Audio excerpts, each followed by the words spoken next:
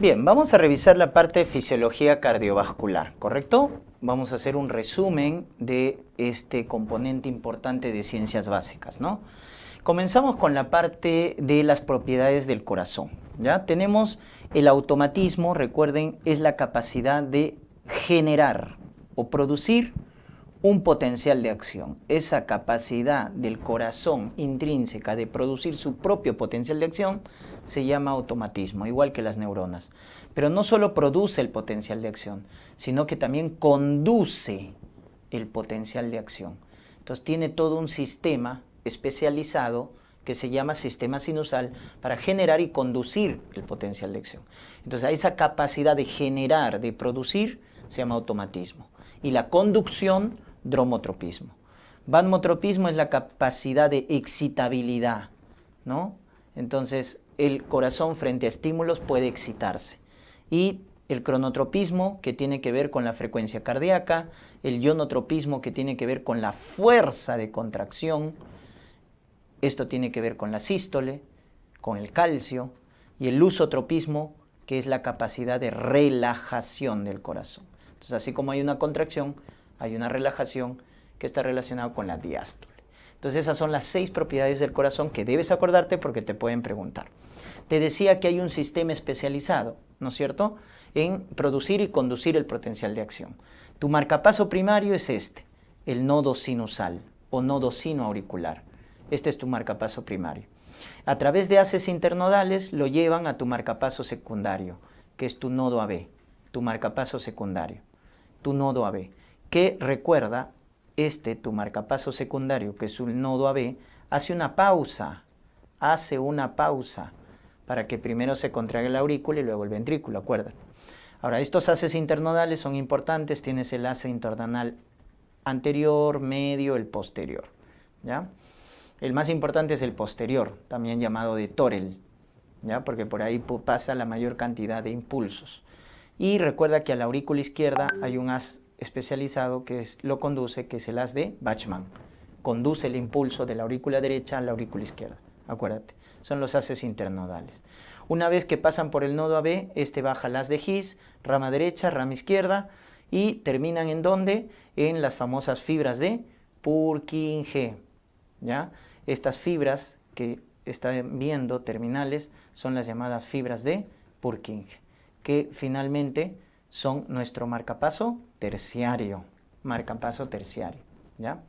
Muy bien. Entonces, cuando te pregunten quién es el comandante, quién es el que comanda el potencial, la generación del potencial de acción, el nodo sinusal, normalmente es el nodo sinusal, ¿ya? Es el que comanda, por eso el marcapaso primario.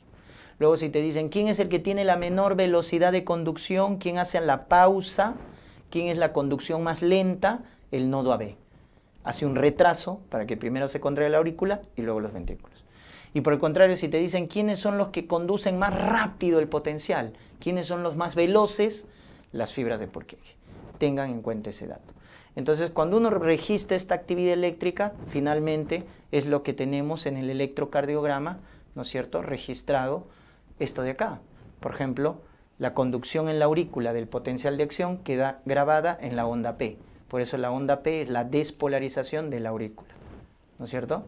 Luego tenemos el complejo QRS. El QRS es la conducción o la despolarización del ventrículo. Despolarización del ventrículo, ¿no? Como pueden ver, miren, el nodo AB genera este segmento, el segmento PR. Luego la conducción por el haz de His, la primera parte del complejo QRS. Luego la zona del ápex. Ojo, primero se despolariza el tabique, luego el ápex y luego toda la pared ventricular. Y luego termina en la onda T, que es la repolarización ventricular. Recuerden, repolarización ventricular. Todo eso queda registrado en el electrocardiograma. Recordemos que hay 2 tipos de potencial de acción. El potencial de acción rápido, que lo tienen las fibras contráctiles de la aurícula, del ventrículo, también las fibras de Purkinje o el haz de His.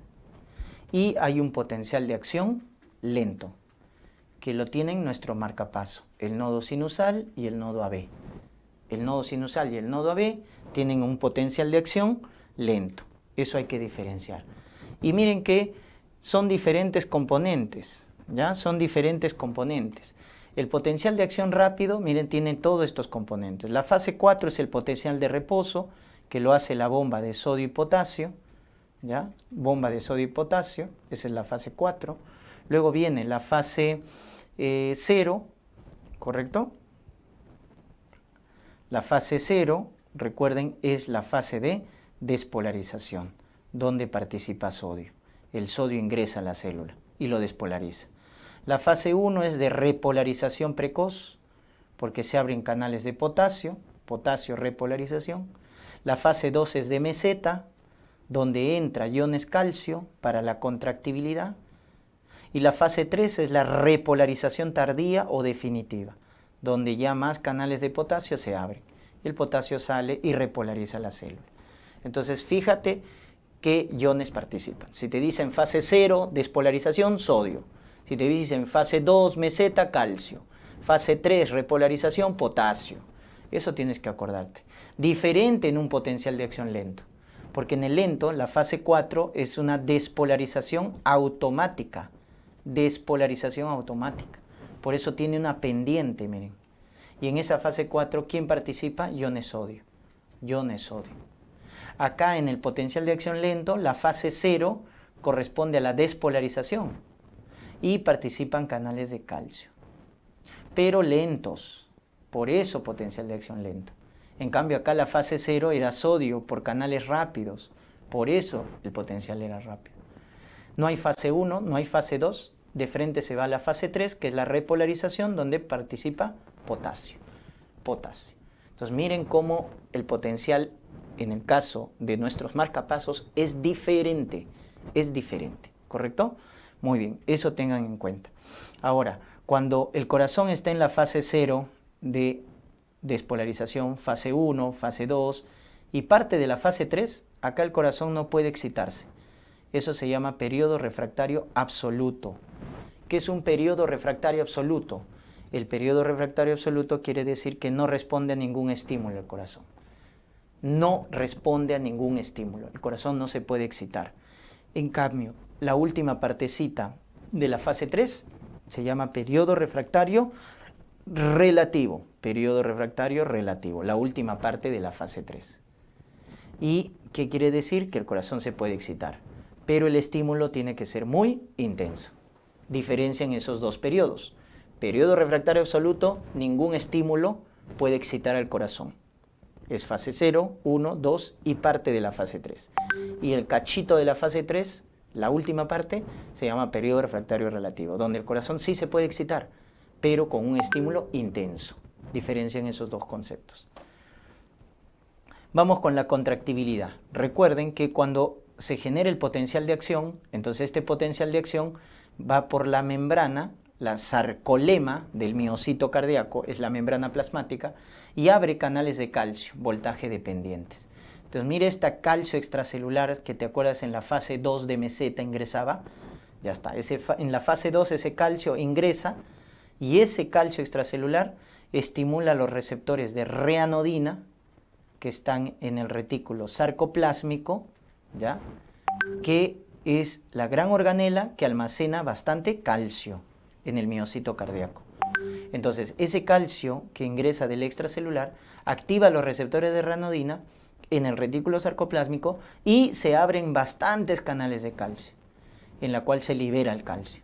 ¿A dónde? Hacia el sarcoplasma, que es el citoplasma del miocito. Y este calcio se une con la troponina C, acuérdate, troponina C. Y al actuar con la troponina C el calcio hace que la actina de los filamentos delgados con la miosina de los filamentos gruesos interactúen y se contraiga. ¿Quién? La unidad funcional que se llama sarcómera, que está delimitada por dos líneas Z. Recuerda, la sarcómera está delimitada por dos líneas Z.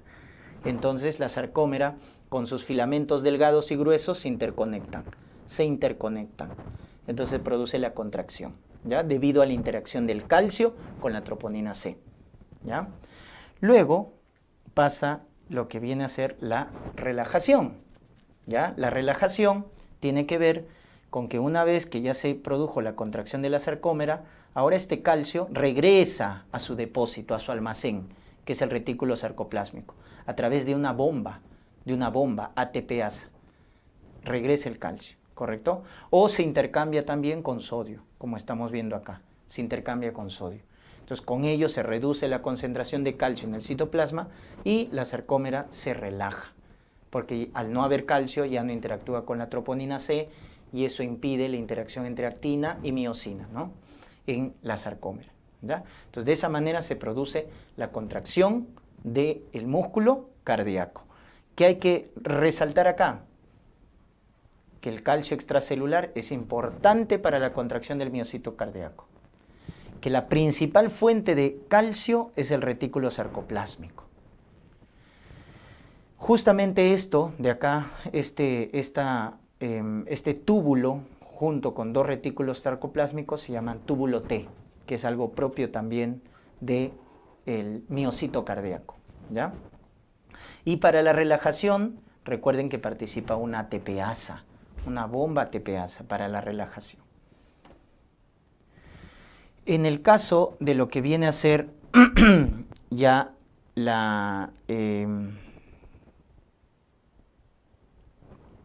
lo que viene a ser la propiedad del ciclo cardíaco, es muy importante recordar la inervación cardíaca.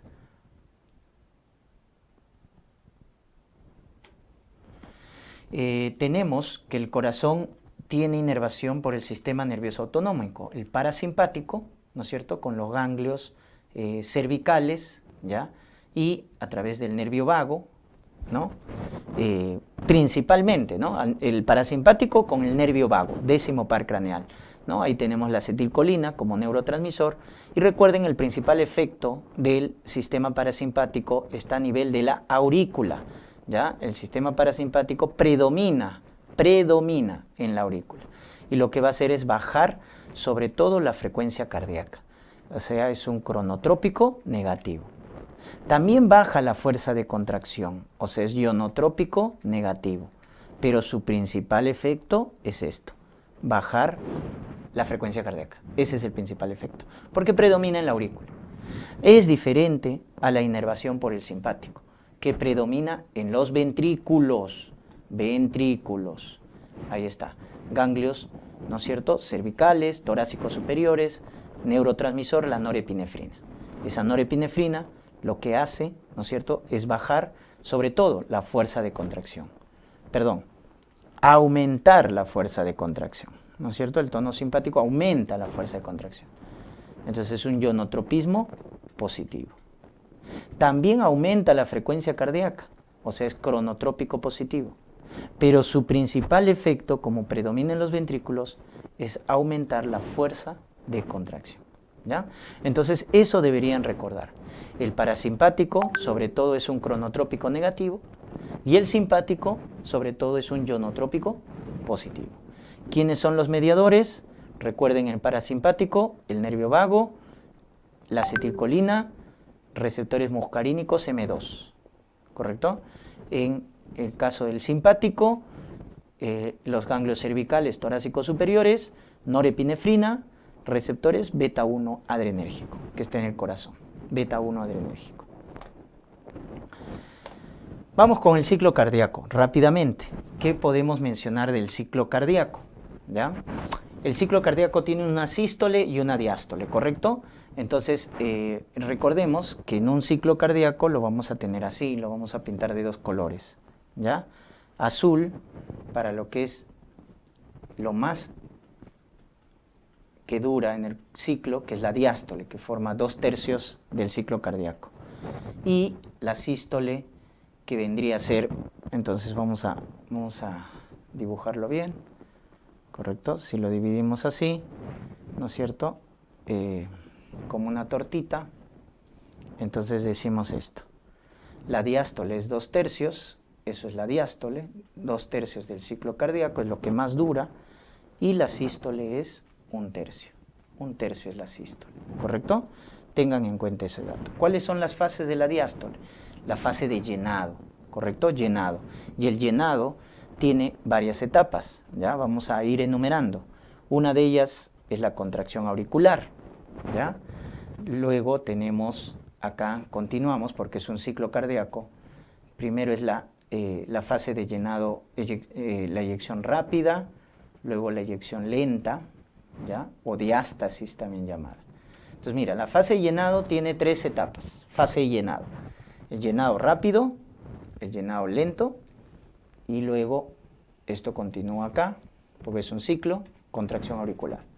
3 etapas, llenado rápido, llenado lento, contracción auricular. 3 etapas. Luego del llenado, ¿no es cierto?, tenemos lo que es parte de la sístole. Una vez que termina el llenado, termina de llenarse los ventrículos, tenemos la contracción isovolumétrica, que ya forma parte de la sístole. Luego de la contracción isovolumétrica viene la eyección, que también forma parte de la sístole, o sea, la salida de la sangre del ventrículo a las arterias, a la arteria aorta, a la arteria pulmonar. Y nuevamente una parte de la diástole, que es la relajación isovolumétrica. Relajación isovolumétrica. Ya está. Entonces recuerda que la fase de llenado y relajación isovolumétrica es diástole.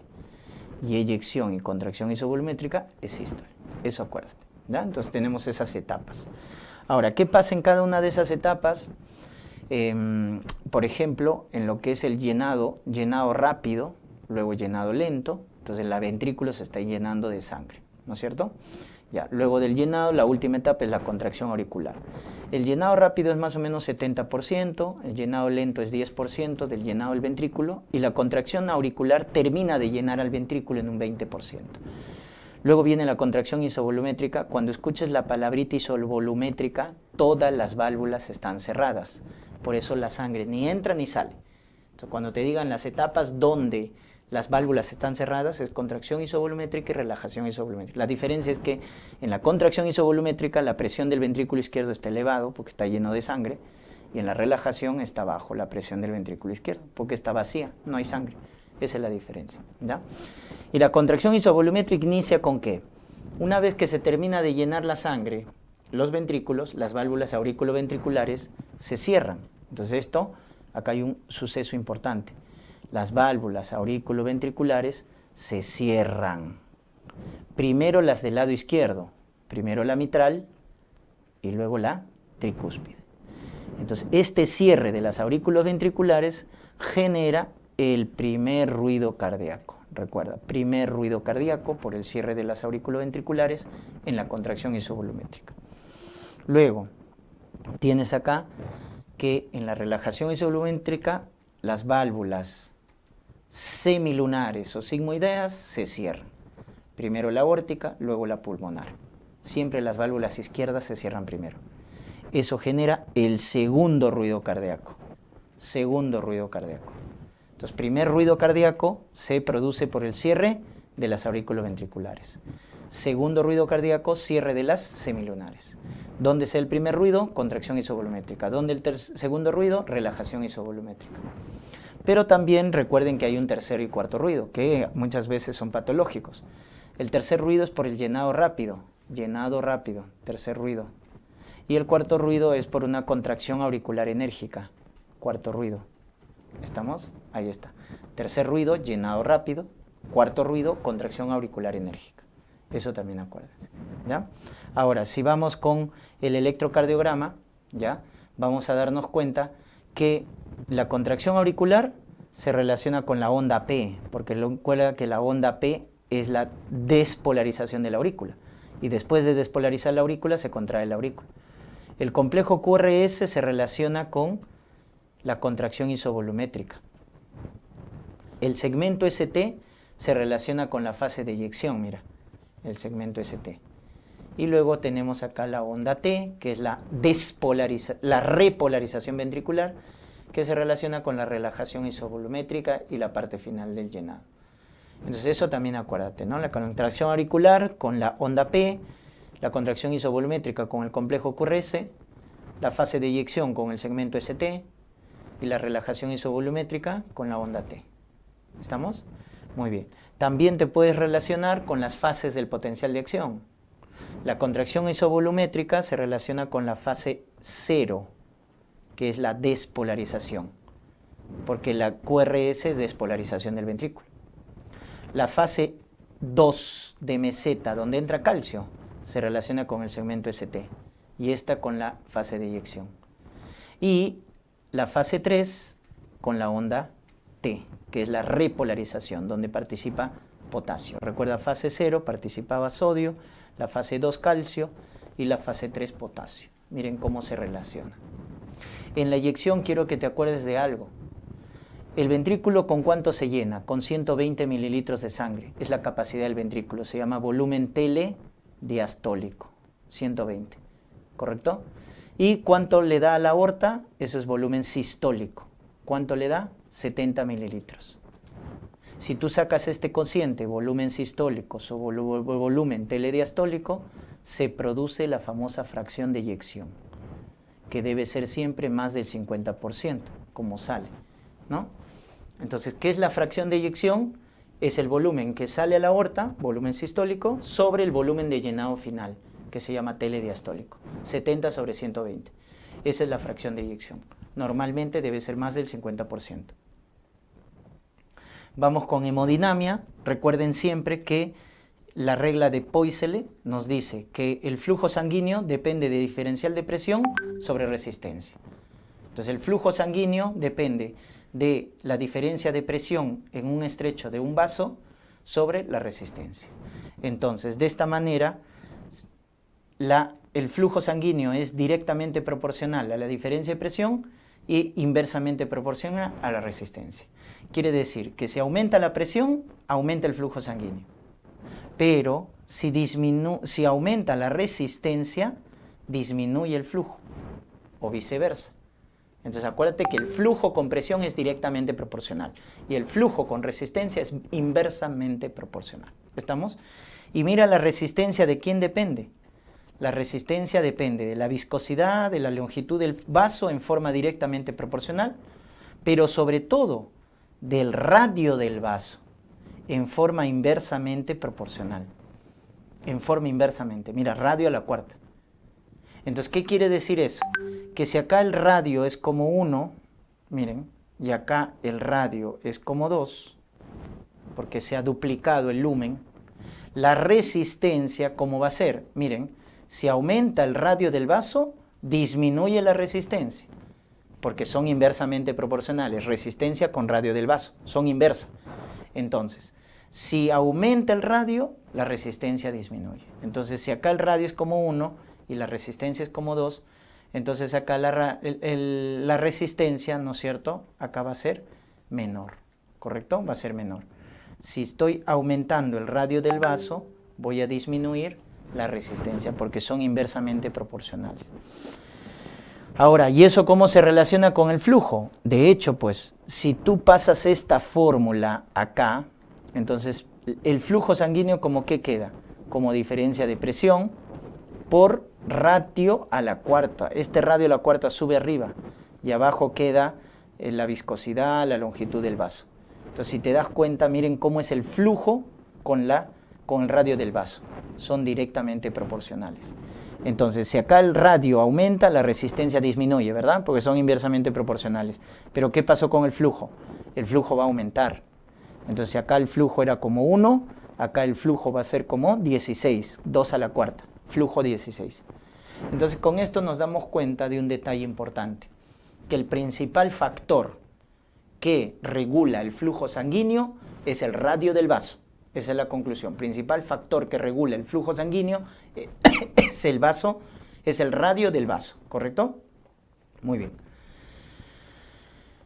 Recordemos de los vasos sanguíneos, ¿no es cierto?, que las arterias son reserva de presión. Arterias que tienen desarrollado la capa media de músculo liso son reserva de presión. En cambio, las venas, que son reserva de volumen, venas donde está desarrollado la adventicia y tienen más luz, son reserva de volumen. Entonces, eso queda grabado acá, ¿no es cierto? Miren cómo las arterias son reserva de presión. Sobre todo acuérdense de las arteriolas, porque son las gran reguladoras de la resistencia vascular periférica, por su gran desarrollo de músculo liso. Y las venas son reserva de volumen. Miren las venas, capacidad vascular. Venas, reserva de volumen. Acuérdense eso. Y cuando hablamos de velocidad, ¿dónde la velocidad de flujo es mayor? En las arterias. Es mayor. ¿Y dónde la velocidad de flujo es menor? En los capilares. ¿Por qué la velocidad de flujo es menor en los capilares? Porque ellos hacen intercambio de sustancias. Por eso en los capilares, como va a haber intercambio de sustancias, la velocidad de flujo es mínima para que se pueda dar oportunidad de este flujo de sustancias. Ahora, ¿de qué depende la velocidad del flujo? De la sección transversal. Entonces, ¿cómo son? Son inversamente proporcionales. Acuérdate, velocidad de flujo sanguíneo es inversamente a la sección transversal. Entonces, ¿cómo es la aorta? La aorta es un vaso. ¿Cómo son los capilares? Los capilares son millones de vasos. Entonces, si yo sumo el área transversal de todos los capilares, entonces resulta un gran vaso. Entonces, miren, a mayor área transversal, menor velocidad. A menor área transversal, mayor velocidad. Eso recuérdate, la aorta tiene menor área transversal que los capilares. Y uno podría pensar, ¿pero por qué? Es que tiene solo una aorta. Los capilares son millones. Y si tú sumas el área transversal de los capilares, es mucho mayor. Entonces recuerda, el área transversal con la velocidad son inversamente proporcionales. Recuerda estas funciones. La precarga es el volumen de llenado final. Depende sobre todo de la volemia, del retorno venoso. La poscarga, recuerda que es la tensión parietal. Sobre todo depende de la resistencia vascular periférica. Y la contractibilidad depende ¿de quién? Del calcio, sobre todo del calcio. Estas tres funciones son los tres determinantes del gasto cardíaco, ¿ya?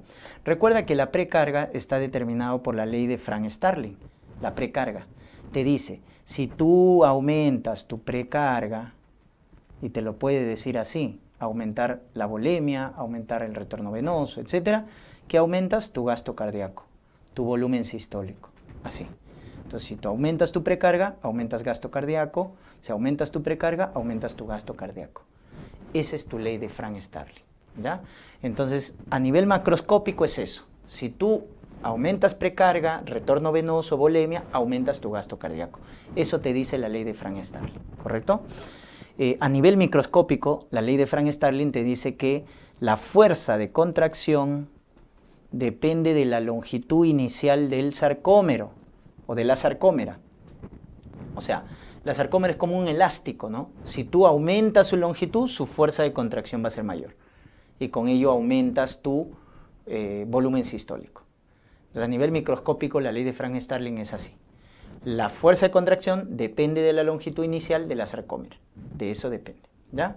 Luego tienes la poscarga, que básicamente se rige por la ley de Laplace, ¿no? La ley de Laplace, resistencia periférica, grosor de la pared, etc. ¿Ya? Muy bien. Recuerden que volumen sistólico de elección por frecuencia cardíaca es gasto. Y gasto por resistencia es presión arterial. ¿Correcto? Gasto por resistencia es presión arterial. Recuerda que tienes una presión sistólica que vale 120 mililitros de mercurio, una presión diastólica que vale 80 mililitros de mercurio en valores normales. ¿Correcto? Muy bien, eso es muy importante recordar esos parámetros porque te pueden preguntar, ¿ya? Y recuerda también que puedes calcular tu diferencial de pulso, tu presión arterial media, ojo, se calcula como tu presión sistólica menos diastólica sobre 3. Y a eso le sumas tu presión diastólica. Y esto debe salir más o menos 90 milímetros de mercurio. Así se calcula presión arterial media. Cuidado, te pregunte, ¿ya? Presión sistólica menos diastólica sobre 3, más presión diastólica. Muy bien. Los flujos sanguíneos, ¿cómo están distribuidos? Miren la distribución de volumen. ¿Quién es reserva de volumen? Venas. ¿Quién reserva de presión? Arterias. Y miren la distribución de la resistencia, ¿no? Sobre todo en las arterias. ¿Quién es el gran regulador de la resistencia vascular periférica? Las arteriolas. Recuerden ese concepto. Las arteriolas son los gran reguladores ¿ya? De la resistencia vascular periférica. Muy bien. Recuerden que el que más consume flujo sanguíneo es el hígado. Consume, mira, hasta 25% del gasto cardíaco. Pero el que más consume por gramo de tejido es el riñón. Y en el oxígeno es igual. El que consume más oxígeno es el músculo esquelético, miren, 27%. Pero el que más consume por gramo de tejido es el corazón.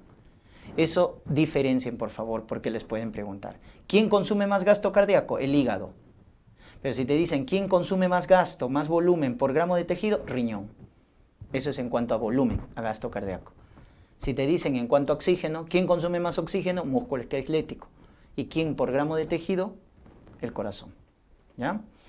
Recuerden que el endotelio es regulado por diferentes sustancias, ¿correcto? El endotelio es regulado por diferentes sustancias y tenemos por acá los vasodilatadores y los vasoconstrictores.